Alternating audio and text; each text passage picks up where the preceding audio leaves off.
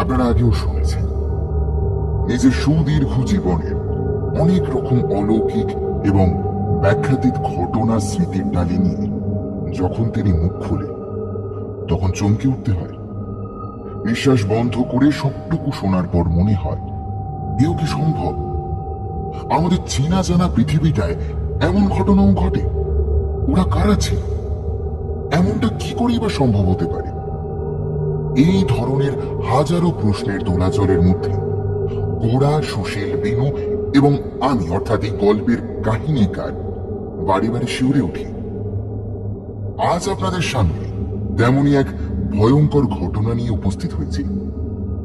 মানুষের ঈর্ষা, লোভ আর শয়তানের সঙ্গে সঙ্গে এই না মানুষের অসামান্য প্রতিশোধের গল্প, যা তিলু গুনিনের জীবনের একটা অসাধারণ অভিজ্ঞতা হয়ে গিয়েছে।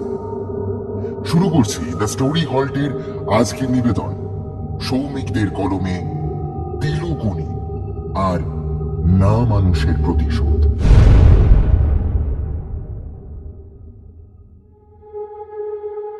তিলু গুনিনের জীবনের অদ্ভুত এবং রহস্যময় অনেকগুলো ঘটনা তোমরা আগেও শুনেছ। আজ তোমাদের যে ঘটনাগুলো বলতে চলেছি সেগুলো আমার নিজের চোখে দেখা নয়, বরং তিলু গুনিনের মুখ থেকেই শোনা। তার দীর্ঘ এবং ঘটনাময় জীবনের অভিজ্ঞতা তো নিতান্ত কম হয়নি, কিন্তু সেসব কথা সে সযত্নে গোপন করে রেখে দিত লোকচক্ষুর আড়ালে। কিন্তু আমরা, অর্থাৎ যারা তিলু গুনিনের ভাগ্নে, বিনুর বন্ধু বান্ধব, এই কয়েকজনের জন্য তার ঘরে ছিল অবারিত দ্বার। আর সেই সুযোগে আমরা তার মুখ থেকে মাঝে মধ্যে টেনে বের করে আনতাম তার তান্ত্রিক জীবনের অতি আশ্চর্য সব অভিজ্ঞতার কাহিনী। তার মধ্যে গুটি কয়েক আজ তোমাদের শোনাবো।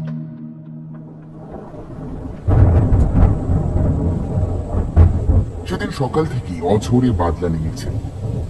থেকে থেকে বিদ্যুতের গর্জন আর জলের ঝাপটা এসে ঢুকছে একেবারে ঘরের ভেতরে। এইরকম একটা সন্ধ্যা কিন্তু প্রতিমা মাসিমা, অর্থাৎ বিনুর মায়ের হাতের ফুলুরি, বেগুনি আর মুড়ি ছাড়া একেবারেই অচল। কিন্তু শুধু তেলে ভাজা লোকটাই বড় নয়, তার থেকে শত গুণ বড় একটা লোভনীয় ব্যাপার কিন্তু এই বাড়িতেই রয়েছে। সেটা হলো তিলু মামার জীবনের গল্প শোনা। আধ ঘন্টা নাম করে কখন যে 3 ঘন্টা কেটে যায় তা ধরতেই পারি না। এই সব কথা ভাবতে ভাবতে হঠাৎ বাইরে একটা কুকুর আর একটা বিড়াল একসঙ্গে ডেকে উঠল।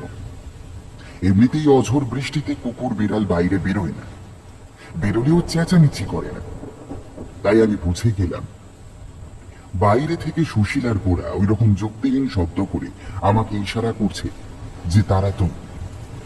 এইবার আমি চুপি সারে বেরিয়ে পড়লেই হয়। আমি পা টিপে টিপে খিড়কির দৌড়টা খুললাম।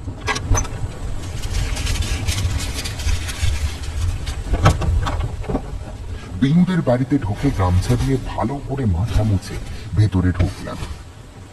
তিলু গুনি সদ্য পুজো সেরে রক্তাম্বর বদলে একখানা ফতুয়া আর হেঁটো ধুতি পরে মুড়ি হাতে ঘরে ঢুকে আমাদের দেখে গম্ভীর গলায় বলল, এই ভর সন্ধ্যায় পড়ালেখা শিখে তুলে বাড়ি পালিয়ে গল্প ভাষা করতে চলেছিস সব, হ্যাঁ? নিজেরাও গোল্লায় গেছিস আর আমাদের বিনুটাও যাচ্ছে তাই। বারে বাড়ি থেকে পালাবো কেন? বলেই এসেছি মামা, তোমাদের বাড়ি আসছি শুনলে আমাদের বাড়িতে কখনো বকাঝকা। আর বানিয়ে বানিয়ে সাত কাহন গাইতে হবে না। বাড়িতে জানিয়ে বেরোলে অন্তত একটা ছাতা দিয়ে দিত তারা, এভাবে গরুর মতো ভিজে আসতি না। এই বলে মুড়িটা হাতে নিয়ে জয় ভবানী জয় মা তারা বলে খাটের এক কোণে বসল তিরুমালা। প্রতিমা মাসিরা আমাদেরকে একটা বাটি করে মুড়ি আর তেলে ভাজা দিয়ে যায়। তখনই আমাদের নিজেদের মধ্যে চোখাচোখি হয়ে যায় একবার। এই ইশারার একমাত্র অর্থ হচ্ছে এইবার তিলু গুনিনকে বাগে পেতে গেলে নিজেদের মধ্যে অসম্ভব সব আলোচনা আর তর্কাতর্কি আরম্ভ করতে হবে। সেই তর্কাতর্কির কোনো বাধা ধরা বিষয় নেই, যুক্তি থাকতেই হবে এমনও কোনো কথা নেই। সলতে জ্বালানোর জন্য আগুনটুকু দরকার শুধু, সে আগুন চকমকির হোক কি দেশলাইয়ের। তাতে কিছু যায় আসে না। যে কোনো প্রসঙ্গ নিয়ে আরম্ভ করতে করতে এমনিতেই তা চেঁচামেচিতে পৌঁছে যায়। আর সেই তর্ক থামাতে গিয়ে তার মধ্যেকার একটি না একটি ফাঁদে তিলু মামা পা দেবে। তো সেই দিন তর্ক আরম্ভ করার কথা ছিল সুশীলের। সুশীল তিলু মামার দিকে একবার আর চোখে তাকিয়ে নিয়ে বলল, ব্রহ্মই আসল, বাকি সব মায়া, বুঝলি? আমি মুড়ি চিবোতে চিবোতে বিষম খেলাম, সেরেছি আর কি। এত ভয়ানক গুরু গম্ভীর তত্ত্বের কচকচি শুনলে তিলু মামা আমাদের অভিসন্ধি ধরে ফেলবে। তিলু মামাও দেখলাম মুড়ি চিবানো বন্ধ করে সরু চোখে আমাদের দিকে চেয়ে অস্ফুট তাচ্ছিল্যের সুরে বলল, বাবা, সে তো জানাই কথা, কিন্তু ব্রহ্ম ছাড়া আর সবই যে অপদার্থ, তাই বা কি করে হয়? যেমন ধরো এই ফুলুরি, এই কি কোনো পদার্থ গুণ নেই? খেতে তাহলে এত ভালো লাগে কেন? ফাজলামি করিস তুই। কিসের সঙ্গে কি? স্বাদটা অনেকটাই মনের ব্যাপার। নাহলে এক খাবার সবার সমান ভালো লাগে না কেন বলতো? আমি বলছি অন্য কথা। ভেবে দেখেছিস কখনো আমরা এই যে দেবদেবীর বিগ্রহে প্রাণ প্রতিষ্ঠা করি, তাতে কি আদৌ নিরাকার ব্রহ্ম নিজে এসে প্রতিষ্ঠিত হন মাটির বিগ্রহে? হুম? হ্যাঁ, তুমি আকাশে মুখ তুলে যত ইচ্ছে ঈশ্বরকে ডাকো, তিনি নিরাকার রূপে সেখানে বিরাজমান। আমার তো মনে হয় নিরাকারকে মাটির মূর্তির মধ্যে না খুঁজে বরং নিরাকার রূপে পুজো করা উচিত। তাহলে তুই বলতে চাস এই পুজো দেবদেবীর মূর্তির কোনো প্রয়োজন নেই, সব তুলে দিয়ে আকাশের দিকে চেয়ে থাকলেই হয়ে যাবে? তিলু মামা নিজেই 3 বেলা মা কালীর সেবা করে, তাই আমার বেশ আশা ছিল যে এইটুকুতেই সে পেরে উঠবে। কিন্তু যা ঘটল তা সম্পূর্ণ উল্টো। তিলু মামা তৃপ্তি করে একটা বেগুনিতে কামড় দিয়ে বলল, সুশীল ভুলটা কি বলেছে? ঠিকই তো বলেছে। সে কি তিলু মামা? তাহলে হিন্দুদেরও নিরাকার সাধনার বিধি রয়েছে? কোন পুজোতে? রয়েছে মানে? আমরা যত রকমের পুজো আর্চা করি, সবই তো সাকার নিরাকারের যুগপৎ ক্রিয়া, বুঝলি নে? বোঝাচ্ছি। পুজোয় কোনো দেবতা দেবী অথবা শক্তিকে আহ্বান করে যখন ডাকা হয়, ইহ গচ্ছ, তখন কিন্তু তাকে মূর্তিতে প্রবেশের আমন্ত্রণ জানানো হয় না। জলপূর্ণ ঘটে তাকে অধিষ্ঠিত হওয়ার প্রার্থনা করা হয়। পূজায় জল ভরা ঘটটাই সব।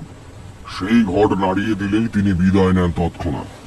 পুষ্পাঞ্জলিও মূর্তিতে নয়, ঘটেই দেওয়া উচিত।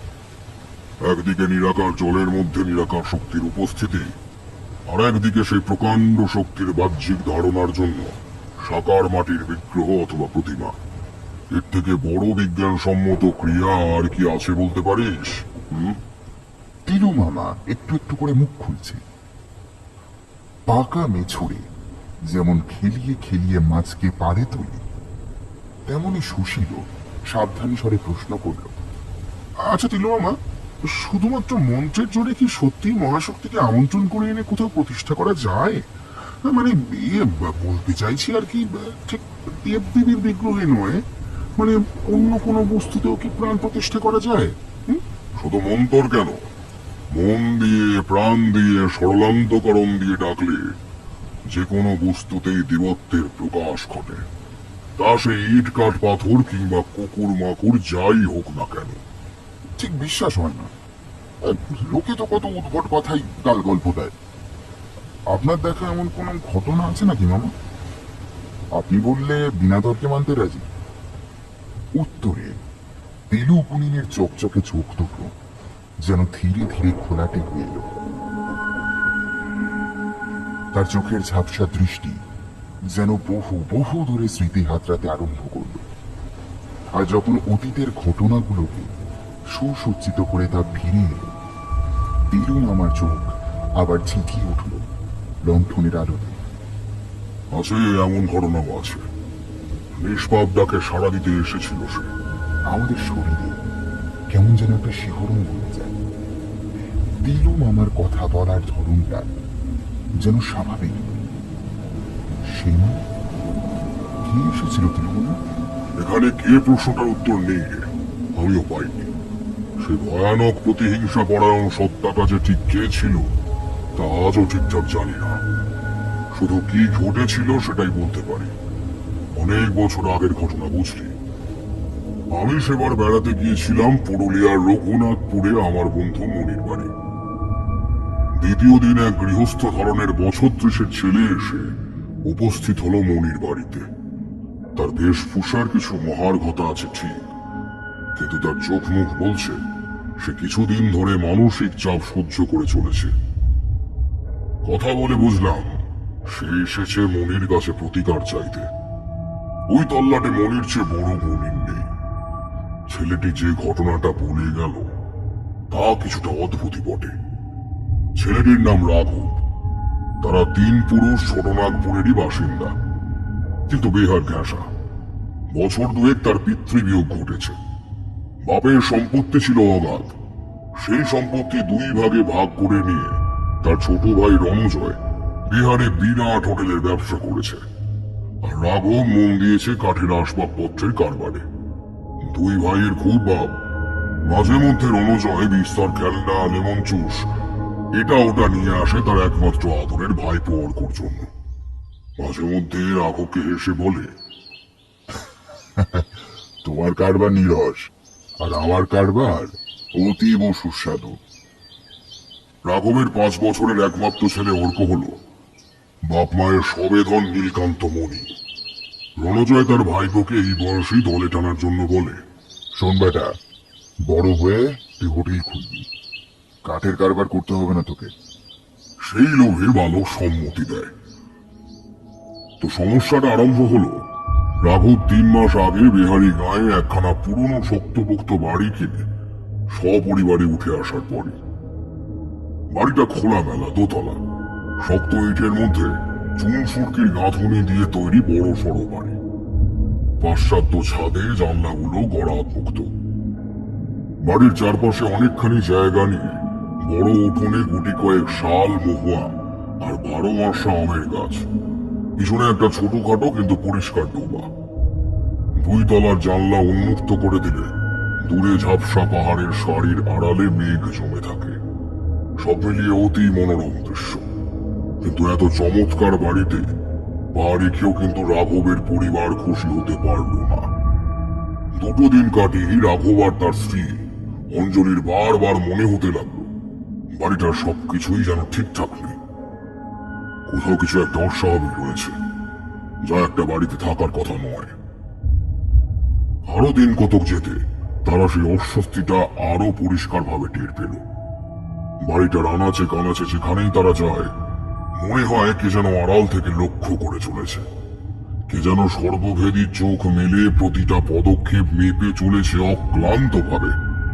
প্রথমটা আমার মনের ভুল অথবা নতুন পরিবেশে মানিয়ে নেওয়ার সমস্যা ভেবে রাঘব এসবের দিকপাত করেনি, কিন্তু ক্রমে ক্রমে তারও বুক দুরু দুরু করতে আরম্ভ করল। এই অস্বস্তি বলে বোঝাতে পারা যায় না। একবার বেশ রাতে জল পিপাসা পেলে ঘোড়ার জল গড়িয়ে পান করতে গিয়ে রাঘবের হঠাৎ মনে হলো তার ঠিক পিছনে কেউ যেন দাঁড়িয়ে তার দিকে নির্নিমেষে চেয়ে রয়েছে। খুব অস্পষ্ট শ্বাস প্রশ্বাসের শব্দ কানে এলো। রাঘব বিদ্যুৎ বেগে পিছনে ঘুরতেই আবছা বাতির আলোয় মনে হলো এখনই বুঝি তার পিছনে একরাশ অন্ধকার চাপ বেঁধে ওত পেতেছিল। তার ঘোড়া মাত্র সেটা পলকের মধ্যে চূর্ণ বিচূর্ণ হয়ে মিলিয়ে গেল। ভয়ে রাঘবের ঠিকঠাক ঘুম হলো না, কিন্তু পরিস্থিতি বিচার করে সে বাড়িতেও কিছু জানালো না এই ঘটনার কথা। এবার আসল কথায় আসে। দাদার নতুন বাড়িতে কিন্তু রণজয় এখনো আসেনি। তার ফলাও কারবারে ছুটি নেওয়া বড় বিড়ম্বনার কথা, কিন্তু তার মধ্যেও সময় বার করে দিন কয়েকের অবসর বের করে রণজয় এসে উঠল দাদার নতুন বাড়িতে। সবার জন্য হাত ভরে মনোহরী জিনিসপত্র নিয়ে এসেছে সাধ্যমতো। বৌদির জন্য সুগন্ধি, শাড়ি আর তরল আলতা। দাদার জন্য দেবঘরের খাঁটি ঘি, ধুতি জোড়া আর অর্কর জন্য হরেক খেলনা আর লজেন জুস। কিন্তু এত উপহার পেয়েও কারোর মধ্যেই প্রাণ খোলা হাসেনি। উচ্ছ্বাস না দেখতে পেয়ে রণজয়ের মনে খটকা লাগলো। এমন শীতল আচরণ সে তো আগে কখনো পায়নি। কিছু হয়েছে নাকি? রাতে রণজয় ধীরে ধীরে দাদা বৌদির থেকে সবটুকু শুনে পুরোপুরি বিশ্বাস করতে পারল না। আবার তার দাদার মতো গুরুগম্ভীর বাস্তববাদী মানুষের কথাগুলো উড়িয়েও দিতে না পেরে দ্বন্দ্বের মধ্যে পড়ে গেল। সেই রাতে বাইরে হঠাৎ ঝড় উঠল। প্রবল ঝড়ে যেন বাড়িটা ধরে কাঁপাচ্ছে কোন রাক্ষস। রাঘব একবার খড়খড়িটা ভাগ করে বাইরেটা দেখে আবার খড়খড়ি ফেলে দিয়ে পালঙ্কে সে ভাইয়ের পাশে শুষ্ক মুখে বসল। রণজয় একটু হেসে বলল, আচ্ছা দাদা, এইবার কি একটা ঝড় বাদলার মতো প্রাকৃতিক ঘটনাও তোমার কাছে ভয়ের কারণ হয়ে দাঁড়ালো? এরকম ঝড় কোথায় না হয় বলো তো? রাঘব মাথা না তুলেই উত্তর দিল, এইরকম ঝড় সত্যি কোথাও হয়নি রণ। খড়খড়িটা তুলে দেখ। রণজয় বিস্মিত হয়ে খড়খড়ির পাল্লাটায় চাপ দিতে চোখ রেখে ভালো করে চারিদিক খেয়াল করে ভীষণ অবাক হয়ে গেল। ঝড়টা শুধুমাত্র এই বাড়িটার চৌহদ্দির মধ্যে হয়ে চলেছে। তার বাইরের গাছপালা ঝোপঝাড় সব শান্ত। রণজয় চিন্তিত মুখে দাদার পাশে এসে শুকনো গলায় বলল, তবে বোধহয় ঘূর্ণিঝড় হবে। অনেক ঘূর্ণিঝড় শুনেছি খুব ছোট জায়গায়। দাদার আহত চোখের দিকে তাকিয়ে রণজয় আর কথা বলতে পারল না। তার নিজের কথাগুলো নিজের কাছে অসহায় সান্ত্বনার মতো ঠেকল। কিছুক্ষণ পর ঝড় থেমে গেলে রণজয় জানলা কিন্তু আর খুলল না। ও ঘরে সস্ত্রীক রাঘব এবং এই ঘরে ভাইপোকে বুকে জড়িয়ে রণজয় শুয়ে রইল। রণজয়ের মনে চিন্তার ঢেউ খেলতে থাকলো সারা রাত। এই ঘটনা প্রবাহ কিন্তু কোনো বিরতি না নিয়ে নতুন নতুন উদ্যমে ঝাঁপিয়ে পড়তে থাকলো রোজ। পরের রাতের ঘটনা, রাত নয়, সন্ধ্যা বলা চলে শহরে হিসেবে। 8টা নাগাদ অঞ্জলি একতলার রসুই ঘরে ঢুকে অর্কর জন্য দুধ গরম করে একটা গিলাসে জল জুড়োতে দিয়ে রসুইয়ের বাইরে কি একটা কাজে এসেছে।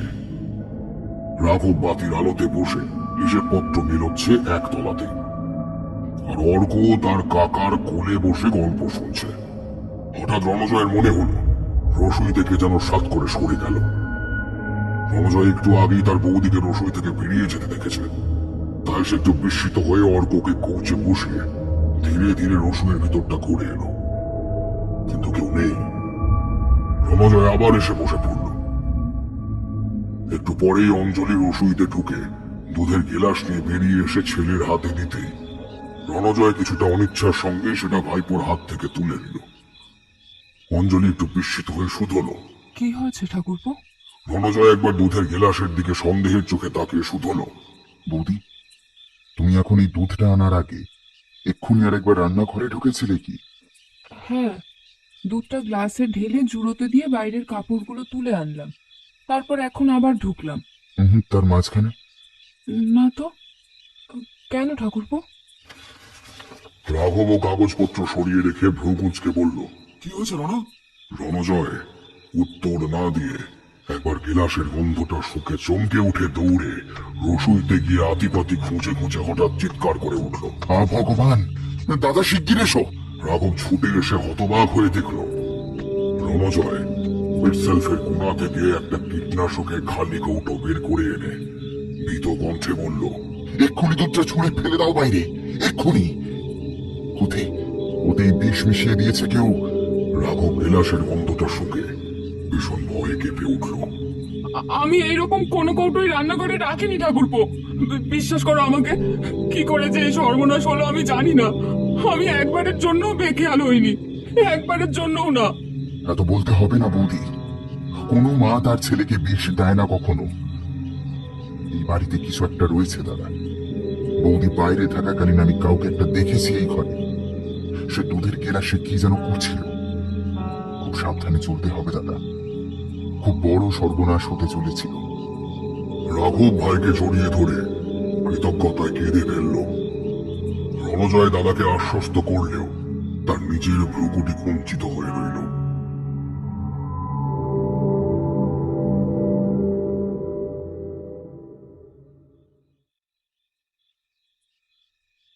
আবার রাত ঘনীভূত হলো। রাত তখন ঠিক কটা হবে রাঘব খেয়াল করেনি। হঠাৎ পাশের ঘর থেকে একটা দুর্দার হুড়মুড় শব্দে ভয়ানক ভীত হয়ে রাঘব আর অঞ্জলি লাফিয়ে উঠে পড়ে টর্চ বাতি নিয়ে পরিমরি ছুটে এসে ঘরে গিয়ে টর্চের তীব্র আলো ফেলতেই প্রথমে মনে হলো একটা কুচকুচে কালো এবং ঝাঁকড়া চুলো কিছু যেন গরাদ মুক্ত জানলা দিয়ে নক্ষত্রের দিকে ছুটে বেরিয়ে গেল। আর তারপরে চোখে পড়ল রণজয় হতবাক, হতভম্ব হয়ে শয্যায় উঠে বসে খোলা জানলার দিকে আতঙ্কে তাকিয়ে রয়েছে।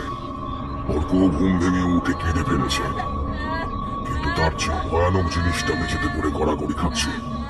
একটা কীটনাশকের ঢাকনা খোলা শেষে তার থেকে তরল গরল মেঝেতে ছড়িয়ে উগ্র গন্ধ ছড়াচ্ছে গোটা ঘরে। কেউ যেন এখনই ওটা নিয়ে কোনো দুরূহী সন্ধি নিয়ে ঘরে ঢুকেছিল, কিন্তু তা বিফল হয়ে যাওয়াতে তীব্র আক্রোশে সেটা ছুঁড়ে ফেলেছে মেঝেতে এবং ঝড়ের বেগে ছুটে পালিয়েছে।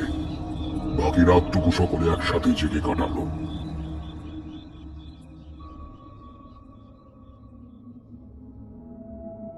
রণজয়ের বেপরোয়া ভাবটা এক রাতে অনেকটাই আঘাত পেয়েছে।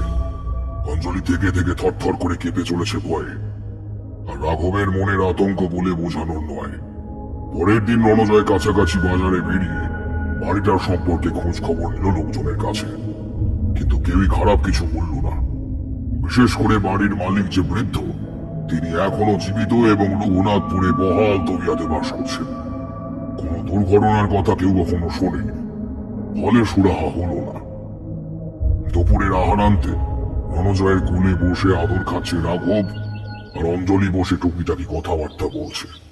হঠাৎ রণজয় কান খাড়া করে বলল,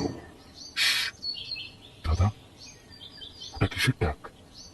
এদিকে কি নিকড়ে টিকড়ে আছে নাকি বৌদি? দূরের জঙ্গলে কাল রাতে আওয়াজ পেয়েছিলাম, কিন্তু এখনো বাইরেও পেলাম, বাড়ির ঠিক বাইরে। রাঘব আর অঞ্জলি ভয়ে ভয়ে উঠে গিয়ে জানলায় চোখ রাখলো। রণজয়ও উঠে এসে চোখ ঠেকালো জানলায়, কিন্তু বাইরে কিছুই নেই। এই দিনে দুপুরে কি তাদের ভুল শুনল সে, নাকি এসবই ভীত মনের কষ্ট কল্পনা? ভুল ভাঙলো অঞ্জলির চিৎকারে। রাঘব আর রণজয় চমকে তার দৃষ্টি অনুসরণ করে দেখল অর্ক কৌচেই বসে আছে, যেমন একটু আগেই বসেছিল কাকার সঙ্গে, কিন্তু তার ফর্সা কণ্ঠে রক্ত জমে যাওয়ার মতো আঙুলের দাগ। কেউ যেন সবেগে তার গলা টিপে ধরেছিল, কিন্তু বাচ্চাটি নির্বিকার। সে যেন ঘোরের মধ্যে এসব কিছুই টের পায়নি। অঞ্জলি কাঁদতে কাঁদতে ছুটে এসে ছেলেকে কোলে তুলে চেপে রাখলো।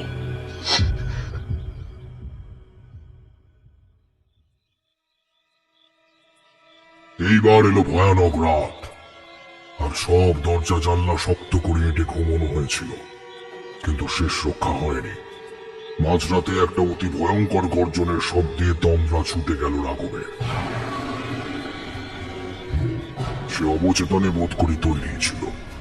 টর্চটা নিয়ে বিদ্যুৎ বেগে ছুটে রণজয়ের ঘরের দোর বন্ধ দেখে ভীষণ পদাঘাতে ভেঙে ফেলল তোর, আর পাথরের মতো স্থির হয়ে গেল। ঘরের ভেতর অর্ক হাউমাউ করে কেঁদে চলেছে, খোলা জানলার দিকে আঙুল উঠিয়ে। ঘরে রণজয় নেই, অর্কর গলায় আবার আঙুলের ছাপ। রাঘব জ্ঞান শূন্য হয়ে ছুটে জানলায় গিয়ে বাইরে টর্চ ঘোরাতেই ভীষণ দৃশ্য চোখে পড়ল। বাইরে মহুয়া গাছটার একটা ডালের থেকে একটা তীক্ষ্ণ অংশ ছোড়ার মতো বেরিয়ে রয়েছে। সেই তীক্ষ্ণ ধার ডালে অবলীলায় কোন রাক্ষসে খুনি রণজয়ের দেহটাকে গেঁথে দিয়েছে তীব্র জিঘাংসায়। রণজয়ের মৃতদেহ থেকে রক্ত পড়ে মাটি ভিজে রয়েছে। রাঘব সংজ্ঞা হারালো।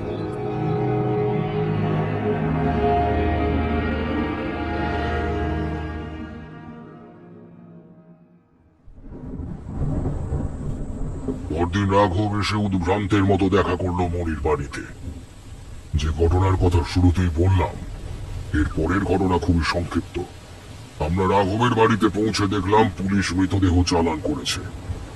মনির সঙ্গে বড় সাহেবের বিলক্ষণ পরিচিতি ছিল। এই অবধি শুনি। আমরা হাই তোলাতে তিলু মামা বিরক্ত হয়ে বলল, হ্যাঁ মনোজা, ভাবছিস কি ঘটনা শেষ হয়ে গেছে? আসল ঘটনা তো শুরু, শুনলে চমকে যাবি। এই কথা শুনে সত্যি ঘুম উড়ে গেল আমাদের। টান টান হয়ে বসলাম। তাই দেখে তিলু মামা মিটি মিটি হেসে আবার বলতে শুরু করলো,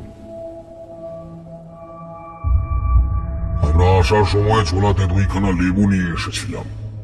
অঞ্জলির থেকে এক চিমটে সিঁদুর আর তেল চেয়ে নিয়ে মোড়ক চালান বিধি আরম্ভ করলাম। এই ভিটেতে খুব ভয়ঙ্কর কিছু একটা ওত পেতে লুকিয়ে আছে, তা আমরা ঢুকে টের পেয়েছিল। কিন্তু গোলক চালানেই একমাত্র তার ঠিকঠাক অবস্থান বোঝা সম্ভব। কিন্তু তার ফল হতো অদ্ভুত।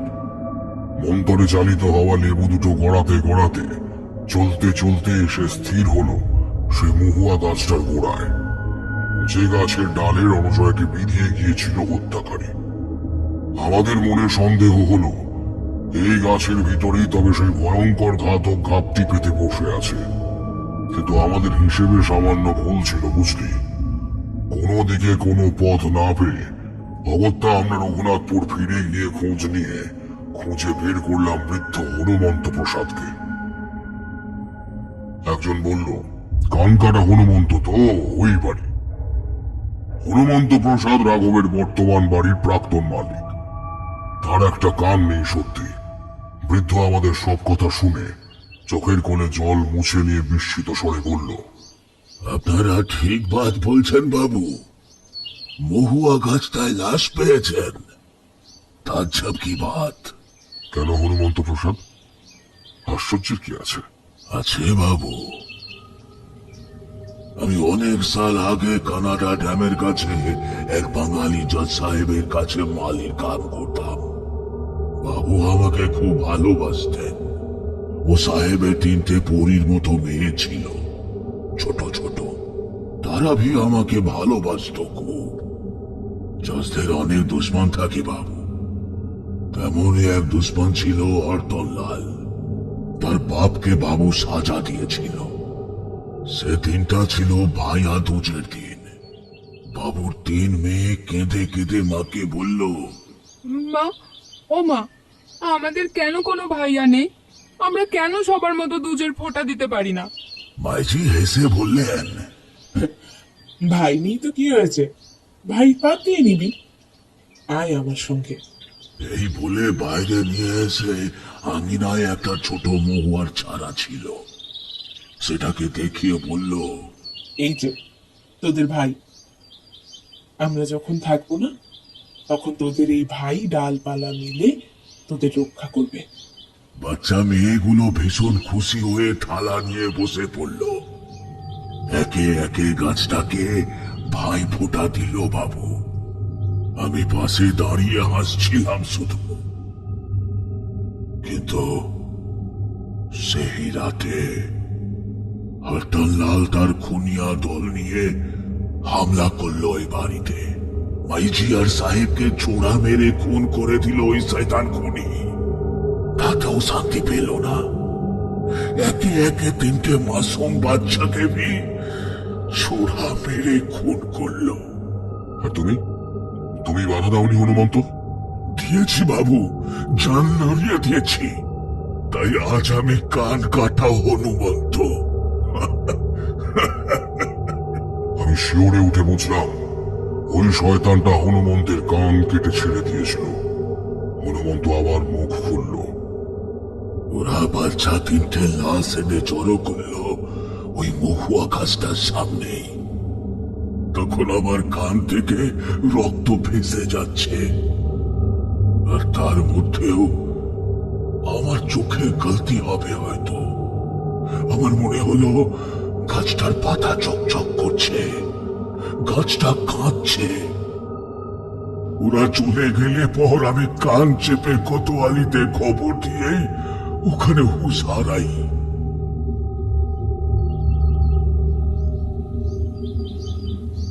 চোখ খুলে পর শুনলাম একমাত্র সাহেব বেঁচে গিয়েছেন। কিন্তু সব শেষ। সব শুনে উনি পাগল হয়ে গিয়েছেন।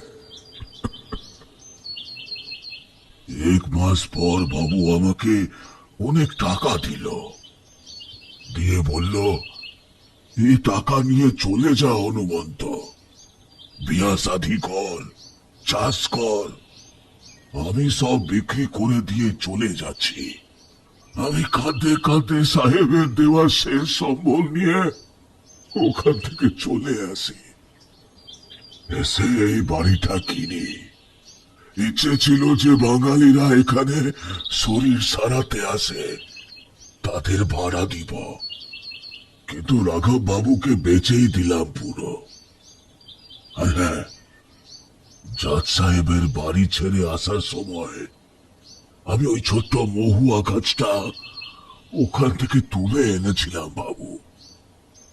মায়া হয়ে গিয়েছিল যে, সেটাই ওই গাছটা যেটার কথা আপনারা বলছেন। আমি আর মনি ঘোর লাগার মতো শুনছিলাম সব ঘটনা। এও কি সম্ভব? কিন্তু গাছটা রণজয়কে মারলো কেন? এর উত্তর পেলাম প্রেতাহুতির পর। আমরা যতজন নিবিষ্ট হয়ে গল্প শুনছিলাম, সবাই সমস্বরে জিজ্ঞেস করলাম যে প্রেতাহুতি কি। এইবার কথায় বাধা পড়েও দিল গুণী কিন্তু অসন্তোষ প্রকাশ করল না। একটু হেসে বলল, যাকে তোরা প্ল্যানচেট বলিস, 3 জন বা 4 জন মিলে ঘরের মধ্যে আসনে বসে 4টে খাঁটি ঘিয়ের প্রদীপ জেলে প্রেতকে ডাকতে হয়। মাঝে মাঝে প্রদীপগুলো ফোঁ দিয়ে নিভিয়ে দিয়ে দেখতে হয় ঘি পোড়ার তীব্র গন্ধ আসছে কিনা। যদি গন্ধ পাওয়া যায় তবে প্রেতাহুতি বিফল হয়েছে। আবার প্রদীপ জ্বালো, আবার ডাকো। এইভাবে যখন অতগুলো ঘিয়ের প্রদীপ নিভিয়েও 1 ফোঁটা গন্ধ নাকে আসবে না, তখন বুঝবে কক্ষে প্রেত উপস্থিত হয়ে তোমার দিকে চেয়ে রয়েছে।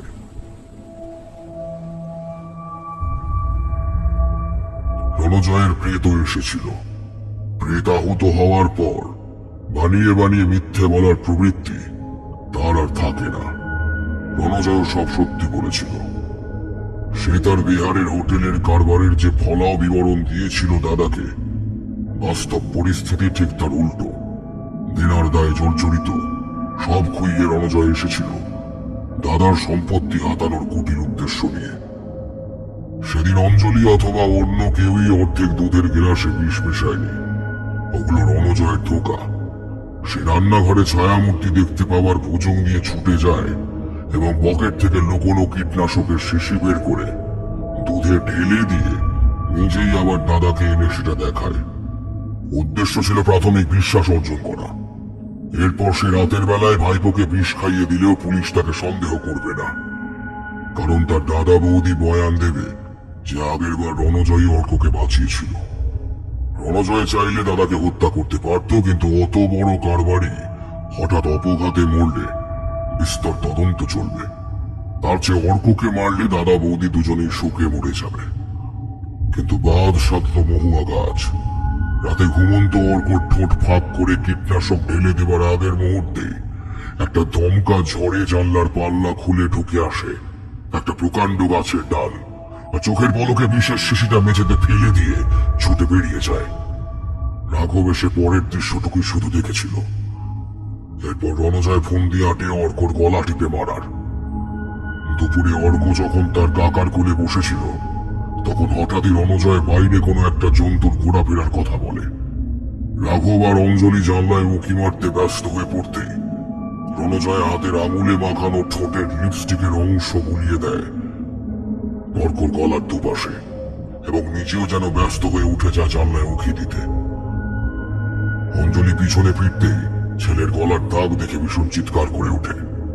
এইভাবে অতি ধুরন্ধর বুদ্ধিতে নিজের নিরপরাধ হওয়ার সাক্ষ্য প্রমাণাদি তৈরি করে রাতে সে যখন সত্যি ঘুমন্ত অর্কর কণ্ঠনালী চেপে মারতে যায়, তখন তীব্র জিঘাংসায় একটা গাছের ডাল ঢুকে পড়ে রণজয়ের চুল পেঁচিয়ে তাকে নিয়ে যায় বাইরে। রণজয় হতচকিত হয়ে দেখে গাছটা একজোড়া চোখ মেলে তার দিকে হিংস্র দৃষ্টিতে চেয়ে রয়েছে। রণজয়ের দেহটাকে এক ঝটকায় উপরে ছুঁড়ে দেয় ডালটা, আর দেহটা নিচে এসেই এফোড় ওফোড় হয়ে যায় আর একটা মেলে ধরার তীক্ষ্ণ ডালে গেঁথে গিয়ে। আমরা রাঘবকে সবটুকু সত্যি বলিনি। সে হয়তো ছোট ভাইয়ের এই মনোভাবের আঘাতটা গ্রহণ করতে পারবে না। সরল বাচ্চাটা তার কাকাকে এত ভালোবাসত, তারও শিশু মনের কোমল বৃত্তিটুকুই বিকৃত হবে। আমরা চলে আসার সময় চোখ পড়ল মহুয়া গাছটার দিকে। মনি একটা লম্বা শ্বাস নিয়ে উদাসীন হয়ে বলল, বুঝলে দিলে, ডাকার মতো ডাকলে পরে পাষাণের অশ্রু ঝরে। গাছটাও 3টে সরল মেয়ের ডাকে সাড়া দিয়ে বিপত্তে উন্নীত হয়েছে রে। সেবার অসহায়ের মতো সে তার বোনেদের বাঁচাতে পারেনি, কিন্তু আজ সে সবল শক্তিধর। সেবারে না হওয়া একটা অসমাপ্ত মিশারি বুঝি এইবার সে সম্পন্ন করলো। পৃথিবীতে কোনো আকুল ডাকই ফেলা যায় না বোধ হয়।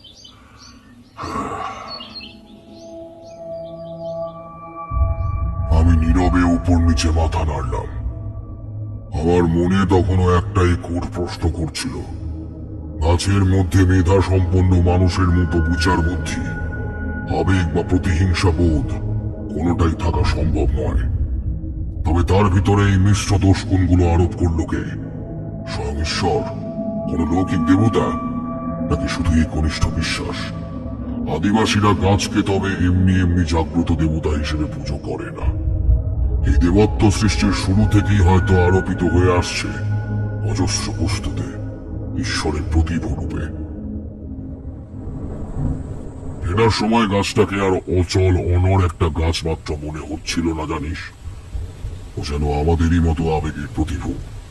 নিজের ডালপালাগুলোকে বাতাসে তীর তীর করে ভাসিয়ে দিয়ে সে তিনটে নিষ্পাপ মুখকে খুঁজে চলেছে হয়তো আজও। এই অবধি বলে তিলু মামা একটা দীর্ঘশ্বাস ফেলে চুপ করে বসে রইল। গৌরব আমার দিকে তাকিয়ে আর চোখে যে ইঙ্গিতটা করল, তাতে গল্পটা যে গৌরবের এক বিন্দুও বিশ্বাস হয়নি তা বুঝতে আমার বাকি থাকলো না। তিলু মামা একটা বড় সড়ো হাই তুলল। এটার মানে আমরা ভালোই বুঝি, অর্থাৎ এইবার পাত্তারি কোটাও। আমি একটু গদ স্বরেই বললাম, আজ তবে আসি মামা, আবার একদিন এসে ভালো করে গল্প শুনবো। কিন্তু জীবনের সত্যি ঘটনাগুলোকে নেহাতি গল্প হিসাবে দেখছি শুনে তিলু মামা কটমট করে তাকিয়ে দরজার দিকে আঙুলটা সোজা করে দেখিয়ে দিয়ে বলল, দূর হ নেমো খারাপের দল, দূরা। গোড়া মুখ কাচুমাচু করে বলল, বেরো বললে বেরো, সমুদ্রের ঢেউয়ের মতো আদার করা বৃষ্টি হচ্ছে যে। হ্যাঁ, এই বলে দৌড়ের দিকে মুখ ঘোরানো মাত্র চমকে উঠে দেখলাম এই ফুঁসে ওঠা পাগল করা বৃষ্টি যেন কোনো মন্ত্রের চাবুক খেয়ে চোখের পলকে একেবারে বন্ধ। তিলু গুণিন রাগে অন্যদিকে চেয়ে রয়েছে, কিন্তু তার আঙুল তখনও সোজা বাইরের দিকেই নিবদ্ধ। দৌড়ের আড়ালে দাঁড়িয়ে এই কাণ্ড দেখে প্রতিমা মাসি মুখ চাপা দিয়ে হেসে উঠে বলল, মেয়ে, এইবার বেরিয়ে পড়, হনহন করে যাবি, না হলে দাদার হাত ব্যথা করবে। আবার আসিস কিন্তু।